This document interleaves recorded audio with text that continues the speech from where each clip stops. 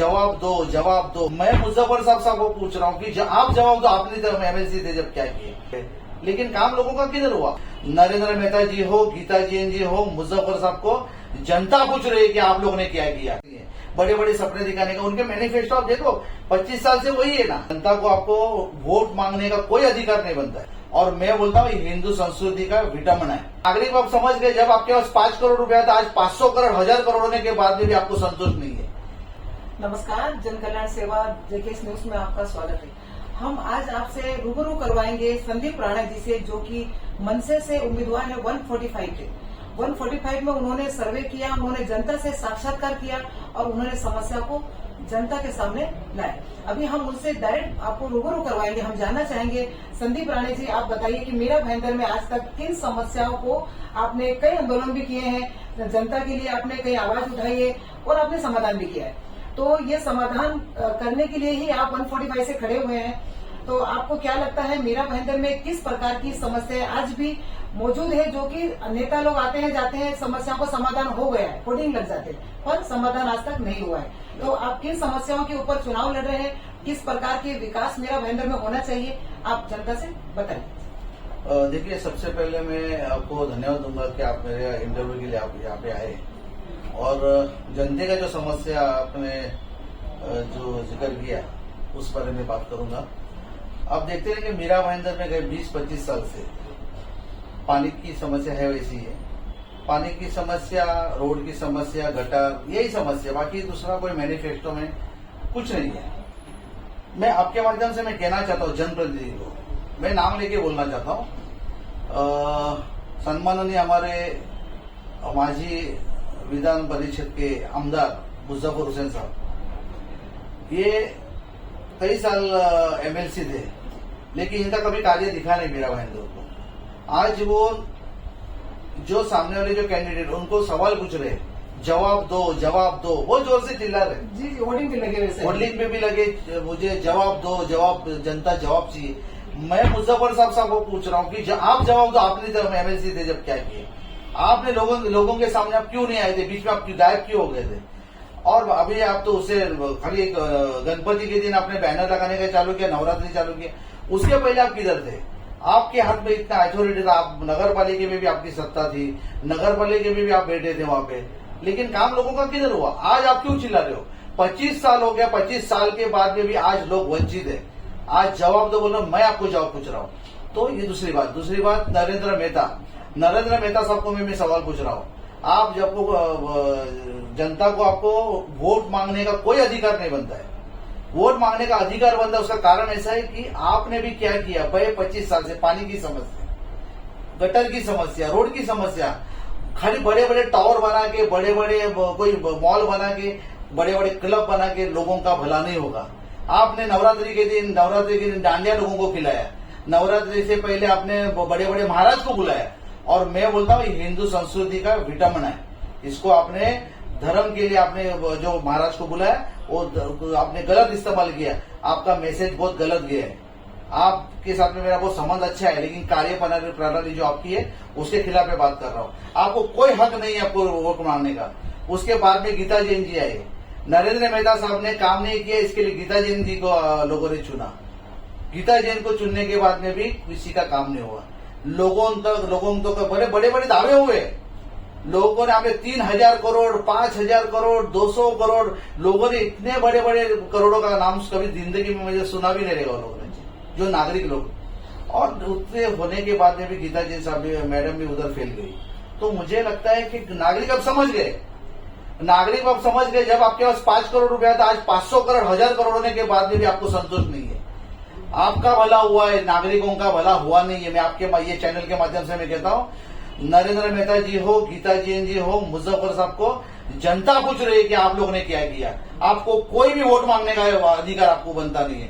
मैं खड़ा हूं, मैं जमीन से जुड़ा हूं, मैं जमीन से और सर से काम करने के बाद में दिल से काम करता हूं। हमारा आंदोलन देखिए, रोड का आंदोलन हो, हॉस्पिटल का आंदोलन हो, गटर का आंदोलन हो, हम लोग रोड पे उतर के काम करते हैं। उसका कारण ऐसा कि हमारा दिल साफ है। अरे आप लोगों ने 4 फॉर्म भरा नॉमिनेशन में, क्यों डर रहे हो? क्यों जब आपने अगर सही में काम किया रहेगा जनता का तो आपको डरने की कोई बात नहीं है। लेकिन आपने भाई के नाम पे, बहू के नाम पे, बीवी के नाम पे फॉर्म भरा, उसका मतलब आप कितना असुरक्षित हो ना, ये आपने दिखा दिया जनता को। मैंने तो एक ही फॉर्म भरा है, मैं छाती ठोक के बोलता हूं, मैं एक ही महीने फॉर्म भरा और मेरा पास हुआ है। आपको डरने की क्या जरूरत है? जब आपके 5 करोड़ से 500 करोड़ 1000 करोड़ हुआ, उसके बाद में आप डर रहे हो। बड़े बड़े हीरोइन लोग का भी आप इस्तेमाल कर रहे हो कैनवसिंग के लिए। दुर्भाग्य की बात है। अरे स्थानीय जनता को पानी देते थे ना, आप गटर देते थे, रोड देते थे, आपको वोट मांगने की जरूरत नहीं थी। लेकिन आपको फिर से वोट मांगना पड़ रहा है। बड़े बड़े बैनर्स लगा रहे हैं, आपने रैली के अंदर 500-500 रुपया लेके लोगों को आपने बुलाया है वहां पे। आपका रैली तीनों का देखो और मेरा रैली देखो, एक्चुअल फैक्ट एंड फिगर हमारा रैली था। कोई भी मुझे प्रेस वाले का फोन आया, बहुत से मेरे दोस्त लोग जो प्रेस वाले, राणे साहब आपका जो रैली था वो एक्चुअल था, बाकी का सब पेड़ थे। मैं फिर से एक बार कहता हूं, जिस दिन नॉमिनेशन भरने के बाद मैं शाम के टाइम एक वड़ा पाव की गाड़ी पे वड़ा पाव खाने के लिए खड़ा था, बाजू में एक कचरा का पेटी था, वहां पे मफलर पड़े थे, कोई पार्टी का नेता का फोटो था वहां पे और एक उम्मीदवार का फोटो और एक बड़े नेता का वहां पे फोटो था। आप मुझे बहुत बुरा लगा। ये अंजाम कब हुआ जब आपने 500-500 रुपए जो पेड वर्कर लाए थे ना, उन्होंने उनका पैसा मिलने के बाद में वो मफलर फेंके गए थे। बहुत बुरा लगा। कोई भी पार्टी अगर कोई संगठन कोई अध्यक्ष बनाता है तो उसका एक विचार रहता है कि जनता को अपने को अच्छा काम करना है। वो त्याग बनाने के बाद में लोग पार्टी खोलते हैं, एक विचार से। कोई भी पार्टी उसका मफलर ऐसा गिरे, मतलब बहुत दुख की बात है। ये कब होगा? ये 500 जब आपने दिया ना, उसका अंजाम वो है। मेरे खुद के कार्यकर्ते थे वहां पे, दिल से आए हुए थे, मन से आए थे। ये फर्क आप लोग में हमारे में।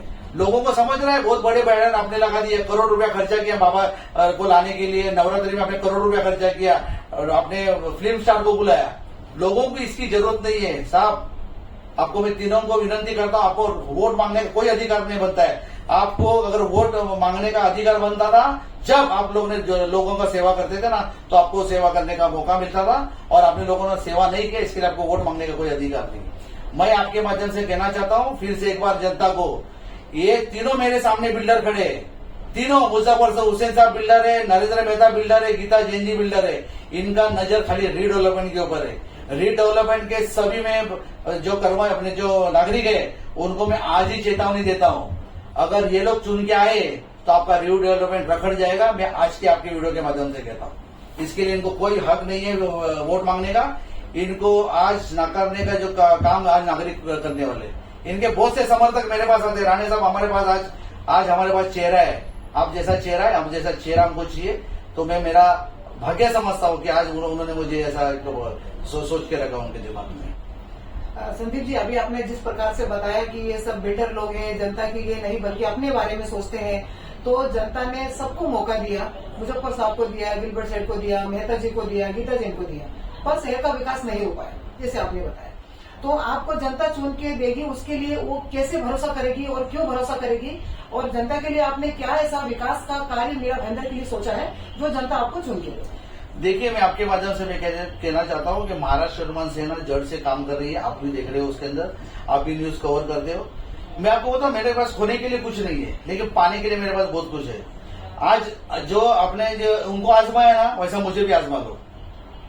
आपको मेरे पे विश्वास रखना पड़ेगा, और विश्वास करने के बाद में अगर मैं आपका काम नहीं किया तो जैसा उनको ठुकराया ना वैसा मुझे भी ठुकराओ। लेकिन मैं बोलता हूँ डे वन से मैं जो काम करूंगा ना, मैं इनको दिखाऊंगा कि काम कैसा होता है, जनप्रतिनिधि कैसा होना चाहिए। जनप्रतिनिधि ये होना चाहिए कि प्रशासन चलाना चाहिए। ये प्रशासन इनको चला रहा है। आप समझो मेरी बात, टेंडर के माध्यम से बड़े बड़े घोटाले किए, टाउन प्लानिंग का और इनका सबका ये ट्यूनिंग है। टाउन प्लानिंग के माध्यम से लोग बड़े बड़े प्लॉट और बड़े बड़े सोसाइटी का यहाँ पे भ्रष्टाचार के माध्यम से पैसा कमाया जाता है। तो ये सब नहीं होना चाहिए। मैं कुछ बिल्डर नहीं हूँ, मैं सामान्य कुटुंब का एक लड़का हूँ। तो मुझे लगता है कि पब्लिक मेरे पे विश्वास रखेगी, नया चेहरे के माध्यम से लाने के माध्यम से मुझे पर विश्वास रखेगी, ये मुझे पूरी आशा है। और लोगों को मैं काम करके दिखाऊंगा। अगर मैं नए काम करूंगा तो मुझे आप बोलना, जो भी आके मेरे मुंह पे आप आके जो भी बोलना है बोलना, लेकिन इनको जैसा आपने ये किया उससे 100% मैं आपको देके जाऊंगा। मैं आपके माध्यम से मिलेगा।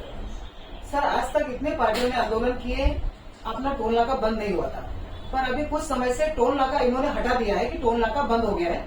पर हटाया ऐसा कि ओरली मुख जबानी हटाया, पर्टिकुलर उसका कि अभी तक जीआर नहीं आया। तो अगर समझो इलेक्शन खत्म हो जाते हैं, आपको जनता चुन के देती है, आप इस शहर के विधायक बनते हो, तो आपको क्या लगता है आप जीआर लेके आएंगे या हमेशा के लिए टोल नाका आप हटाएंगे? 100%। देखिए, सम्माननीय राज साहब ने जो आंदोलन किया था उस टाइम हमारे पे बहुत से आर्गुमेंट हुए थे, बहुत से ताने मारने का काम किया था, टोल का झोल। लेकिन आंदोलन किसने छेड़ा था? सम्माननीय राज साहब के हमारे। हम लोग के ऊपर केसेस हुआ है, 600-700 आदमी के ऊपर केसेस हुआ है। इनके ऊपर केसेस हुआ है क्या? कभी आंदोलन इन्होंने किया है क्या? नहीं किया। लेकिन जब टोल नाका बंद हुआ तो बहुत बड़े बड़े वहाँ पे झंडे और फटाके फोड़ने के लिए बहुत जन आए, वहाँ पे लड्डू खिलाने के लिए, पेड़ा खिलाने के लिए बहुत जन आए। तो मुझे आपके माध्यम से कहना है, स्थानिक लोग थे, उन्होंने सम्मानित राज साहब के पास से एक अपेक्षा रखी थी कि आप टोल नाका के बारे में कुछ सीरियसली लो, ताकि बहुत बड़े पैमाने पे यहाँ पे हमको तकलीफ हो रहा है। उस माध्यम से हम लोग ने आंदोलन किया था और सक्सेस हो गए। आज ठीक है, हमारे सत्य में हमारा कुछ सहभाग नहीं है, हमारे कोई बंदे लोग अंदर नहीं है, लेकिन आंदोलन किसने छेड़ा? विरोधी पक्ष का भूमिका बजाने वाले हम लोग थे। ख्याल रखना, एक भी विरोधी पार्टी और एक भी सत्ताधारी पार्टी कभी आंदोलन किया है लोगों ने? नहीं किया है, नहीं कर सकते लोग, क्योंकि इनका हाथ मिला उनके साथ में। ख्याल में रखिए, हमारा किसी के साथ कोई तालमेल नहीं है। हम लोग साफ सुथरा हमारा काम है। मैं जनता को यही कहना चाहता हूँ कि ऐसे लोगों के ऊपर आप ध्यान दीजिए, ये ना कि एक डुप्लीकेट गिरी करके बड़े मीडिया में जाके आप एक सामान्य कुटुंब का लड़का हूं मैं, मेरे पे विश्वास रखिए। जो भी इसका नोटिफिकेशन है वो निकालने का काम भी मेरा रहेगा, मैं आपको बोल के रखता हूँ। और ये पानी की समस्या, टोल की समस्या, रोड की समस्या, ये पहला मेरा प्रायोरिटी रहेगा। मैं आपके माध्यम से कहना चाहता हूँ। सर, दूसरी बात यह है कि हमारे शहर में आज भी महिलाएं सुरक्षित नहीं है। इतना कानून आए हैं, यहाँ पर आयुक्तालय आया है, काफी पुलिस स्टेशन यहाँ से विरार बसे तक पुलिस भी बहुत तैनात रहती है, लेकिन फिर भी आज भी महिलाएं हमारे शहर में सुरक्षित नहीं है। क्योंकि आए दिन हम देखते हैं महिलाओं के ऊपर उत्पीड़न के मामले दर्ज होते हैं, आए दिन बच्चियों के ऊपर अत्याचार हो रहे हैं। तो इस प्रकार से आप क्या देखते हो कि अगर आप विधायक बन के आते हो तो इस प्रकार से जो अत्याचार हो रहे हैं महिलाओं पर, बच्चियों पर, इसमें क्या कुछ ऐसा अलग से कानून होना चाहिए जो क्राइम करने वालों को ऐसा लगे कि मतलब दोबारा वो ये सब न कर पाए? क्या उस विषय में क्या कहना चाहिए? 100%। मैं तो, मेरा पहला प्रायोरिटी वही है, पानी और महिला की सुरक्षा। महिला की सुरक्षा होनी चाहिए। यहाँ पे कोई भी महिला को काउंसिलिंग नहीं है जी, आप समझे मेरी बात। आप कोई भी उसको एक स्क्वाड बनाना पड़ेगा आपको उसको। देखो, ये सब विजन का बात है। अगर इनको काम करने की इच्छा ही नहीं है ना, तो उसको कुछ नहीं कर सकते। मैं आपको तो बड़े बड़े दावा करता हूँ आजकल, और मुझे प्रैक्टिकल करके मैं दिखाऊंगा। मुझे दावा मैनिफेस्टो में मुझे जरा भी विश्वास नहीं है बड़े बड़े सपने दिखाने का। उनके मैनिफेस्टो आप देखो, 25 साल से वही है ना, कॉपी पेस्ट है, बाकी है क्या इनके पास? मेरा एक ही कहना है कि महिला सुरक्षित हो, महिला को घर पे पानी हो, मेरी बहना कोई भी जो भी है उनको गलत तरीके से किसी को प्रेजेंटेशन नहीं होना चाहिए, उसके ऊपर अत्याचार नहीं होना चाहिए। ये मेरी मांग है और मैं वो करके दिखाऊंगा। वेरी डे 1 से आपको मालूम पड़ जाएगा कि जनप्रतिनिधि कैसा होना चाहिए। देखो क्या होता है मालूम है, बड़े बड़े दावे करने के लिए बहुत कुछ है। मेरे पास 2-2 करोड़ का गाड़ी नहीं है। 2-2 करोड़ की गाड़ी में आने का police protection, body guard media नहीं चाहिए। क्यों चाहिए आपको? अरे जब जनता का आपने अच्छा काम किया तो आपको बॉडी गार्ड की जरूरत क्या है? कौन मारेगा आपको? ये सब शोषा है, बाकी कुछ मतलब नहीं है। बड़े बड़े दावे करेंगे, मिक्सिंग करके फोटो दिखाएंगे, फिल्म बनाएंगे, गाड़ी से उतरने का टाइप दिखाएंगे। ये पब्लिक को नहीं इंटरेस्ट इसके अंदर। पब्लिक को फैक्ट एंड फिगर वाला, जमीन पे स्तर पे काम करने वाला चाहिए। जहाँ ना कि कोई बिल्डर चाहिए, ना यहाँ पे भू माफिया चाहिए। लोगों को चाहिए साफ सुथरा काम करने वाला, रोड पे उनके साथ में खड़ा रहने वाला काम चाहिए, और महिला सुरक्षित रहना चाहिए। मेरा पहला प्रयत्न वही रहेगा कि महिला वहां पे सुरक्षित रहना चाहिए। मेरी पहली मांग रही है। सर, मेरा आखिरी सवाल ये है, मेरा भयंकर की जितने भी प्राइवेट स्कूल्स है वहाँ पर एक तो डोनेशन के नाम पर काफी मोटी रकम वसूली जाती है।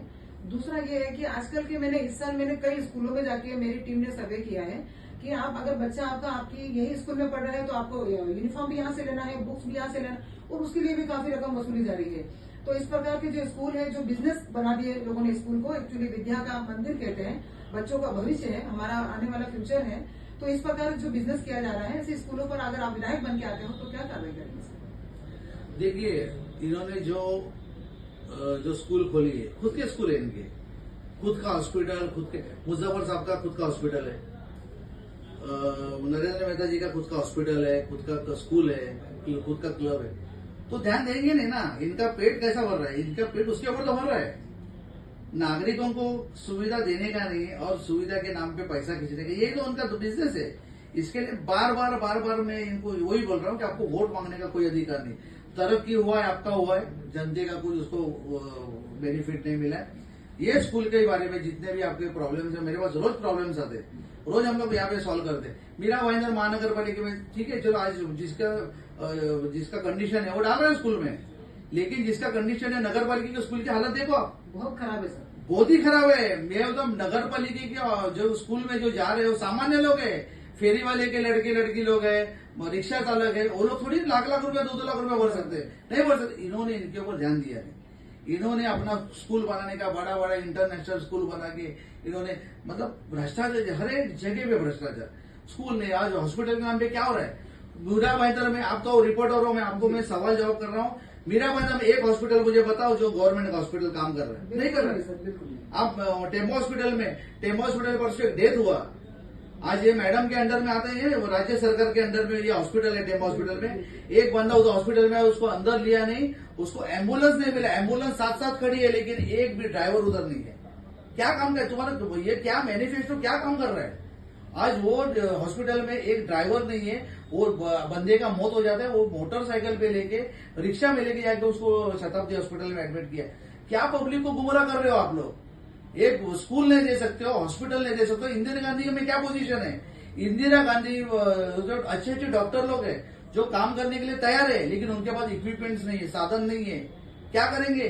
कोई भी अगर बंदा जाता है तो ऑपरेशन का टाइम, हमारे पास साधन नहीं है, डॉक्टर है लेकिन साधन है, क्या फायदा क्या है फिर? मॉर्चुरी का करोड़ रुपया का सामान वहां पे नीचे सड़ रहा है, मॉर्चुरी नहीं है वहां पे, तो उसका सामान सड़ रहा है लेकिन कोई पूछने वाला नहीं है। जनप्रतिनिधि को इंटरेस्ट ही नहीं है। मैं आपके माध्यम से कहता हूं, ये जनप्रतिनिधि जो आज तक होके गए ना, इनको कोई भी चीज में इंटरेस्ट नहीं है, कोई भी चीज में इंटरेस्ट नहीं। इनको खुद का भला करना है, इनको खुद का डेवलपमेंट करना है, इनको खुद का जो भूमाफिया के जो नाम से जो लोगों ने प्रॉपर्टी जो कब्जा किया है, वो दहीसर से लेके मीरा रोड का जो रोड है वो क्यों अधूरा है? उसका कारण ऐसा है कि इनको जो प्रॉपर्टी हो पहले जब तक इनके कब्जे में नहीं आएगा ना, जब तक रोड खुलेगा नहीं। मैं नागरिकों को कहना चाहता हूँ, स्थानिक भूमिपुत्र को भी सतर्क रहना जरूरी है, रीडेवलपमेंट वाले को भी सतर्क रहना जरूरी है। जिधर भी अपने प्लॉट है वो संभाल के रखिए, उसका पेपर एकदम संभाल के रखिए, क्योंकि ये लोग चुन के अगर आए तो आपका विनाश 101% तय है, मैं आपके माध्यम से कहता हूँ। और मैं आने के बाद पहले स्कूल और हॉस्पिटल, इस बारे में कॉम्प्रोमाइज नहीं। मैं आज ही मैं सब नागरिकों को मैं जवान देता हूँ और मैं कसम खाता हूँ, जिस दिन आऊंगा हॉस्पिटल, स्कूल, पानी, महिला की सुरक्षा, यही मेरा एजेंडा है। मैं बड़े बड़े दावे नहीं करूंगा आपसे, लेकिन एक ही मांग करूंगा, ये मुझे आप आजमा के देखिए, आपका विश्वास कभी खत्म नहीं होने दूंगा। ये संदीप राणे करके मैं आपको जवाब दे रहा हूँ। हमने आज संदीप राणे जी से बात की, जो कि 145 के उम्मीदवार हैं, जो मनसे से चुनाव लड़ रहे हैं। उन्होंने जनता को विश्वास दिलाया है, तो वो मीरा भाईंदर के लिए पानी से, रोड से लगा के जो भी सरकारी हॉस्पिटलों में, सरकारी स्कूलों में जो अभाव चल रहा है, जो उनको कुछ सुविधाएं नहीं मिल पा रही है, वो वादा करते हैं जनता से कि अभी हाल ही में हो गई। क्यों मौत हो गई? क्योंकि ड्राइवर उपलब्ध नहीं था। एम्बुलेंस तो थी लेकिन ड्राइवर नहीं था। तो इस प्रकार की सुविधाएं आज भी यहाँ पर सुविधाओं से लोग बहुत ज्यादा मतलब मुहैया नहीं करवा पा रहे हैं, गरीबों तक पहुंच नहीं पा रही। किस प्रकार की ऐसे हॉस्पिटल और किस प्रकार की ऐसी सुविधाएं जो जनता के बीच में रहकर जनता का काम करते हैं। तो इस प्रकार के नेता से हमने आज बात की, जो विधायक के लिए खड़े हैं। धन्यवाद।